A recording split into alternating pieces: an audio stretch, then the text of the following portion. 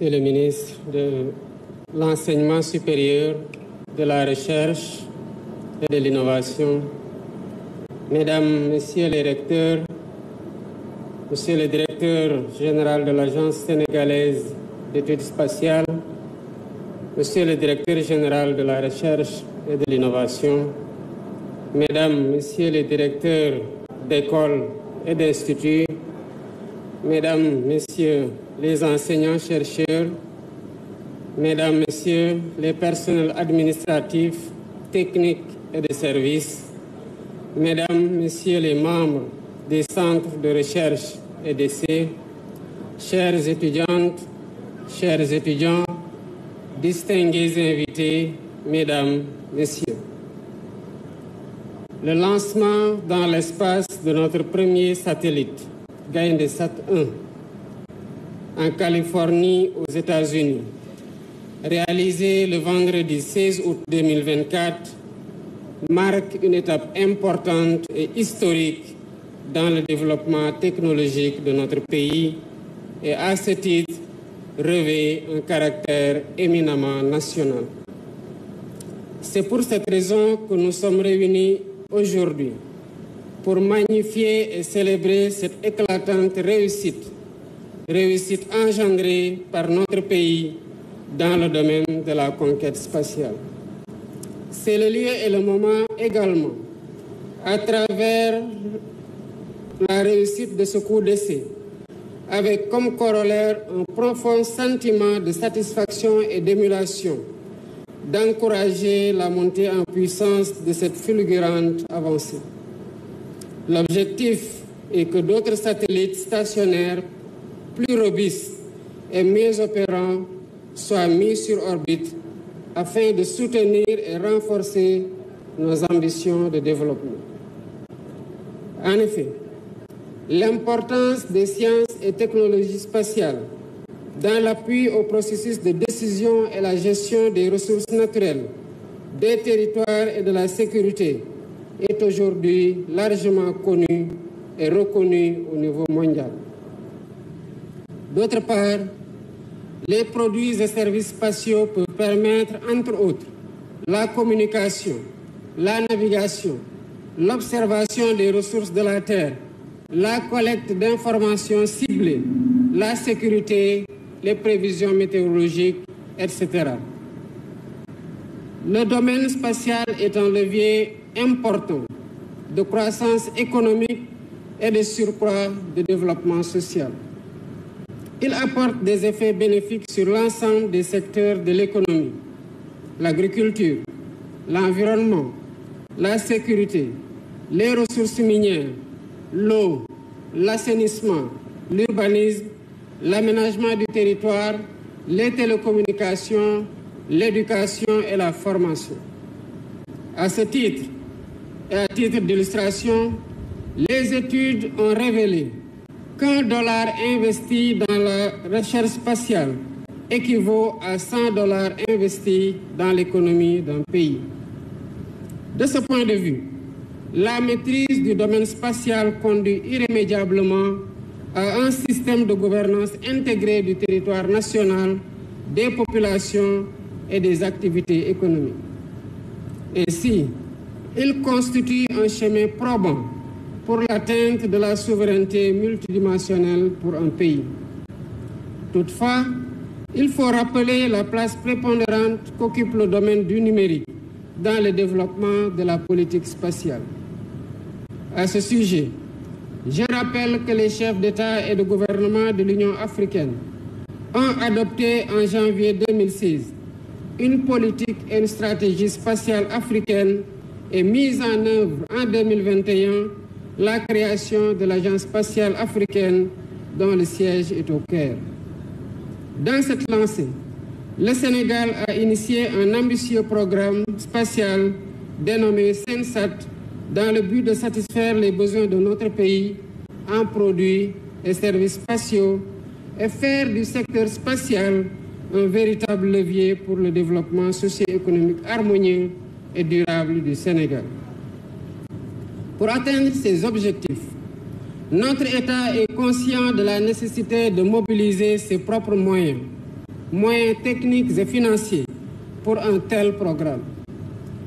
Afin de réussir ce pari, le ministère de l'Enseignement supérieur, de la Recherche et de l'Innovation a misé sur la formation de ses propres ressources humaines et la mise en place d'infrastructures structurantes.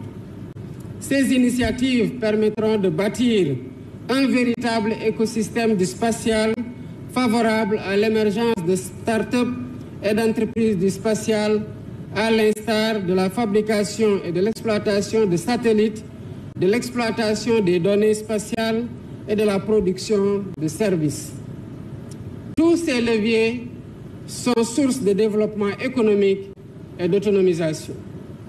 En clair, le projet a permis de... Tous ces leviers sont source de développement économique et d'autonomisation. En clair, le projet a permis de formuler et de former des ressources humaines qui ont reçu et assemblé le premier satellite du Sénégal, Gaïndé-Sat. Gestion automatisée des données et d'informations spatiales par satellite. Le satellite a été mis en orbite avec succès le 16 août 2024 depuis la base californienne de Vandenberg par la société SpaceX. Au-delà, le projet met également en place un centre de contrôle et de réception des données à Diamniadio. La mission assignée à Gaïndé-Sat 1A est de faire la collecte des données environnementales et également l'imagerie spatiale. Par conséquent, Monsieur le ministre de l'Enseignement supérieur, de la Recherche et de l'Innovation, je félicite l'ensemble de vos équipes, les équipes du projet et vous-même pour le travail exceptionnel accompli et l'engagement collectif exemplaire qui ont permis cette grande réussite qui honore notre pays. Ces soldats de la conquête spatiale méritent la reconnaissance de la nation. À cet effet, je les recevrai ce soir au palais pour les décorer au nom de toute la nation.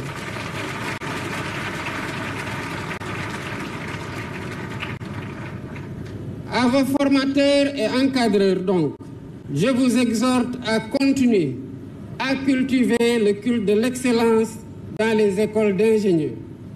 Dans le même temps, il faudra créer l'émulation autour du spatial et au-delà, susciter des vocations auprès des jeunes étudiants, des écoliers et des enfants. Je me réjouis de voir que l'éducation et la formation sur place est excellente et compétitive au niveau international. La nation tout entière vous est reconnaissante. Pour consolider les performances réalisées, notre pays va maintenir le cap des investissements en mettant en place prochainement un centre spatial doté de tous les équipements nécessaires pour le montage, l'assemblage, l'intégration, les tests et l'exploitation de satellites au Sénégal.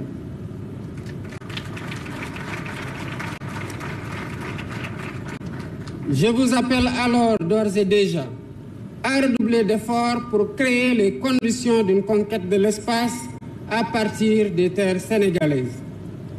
La recherche et l'innovation dans le domaine technologique et industriel me tiennent particulièrement à cœur.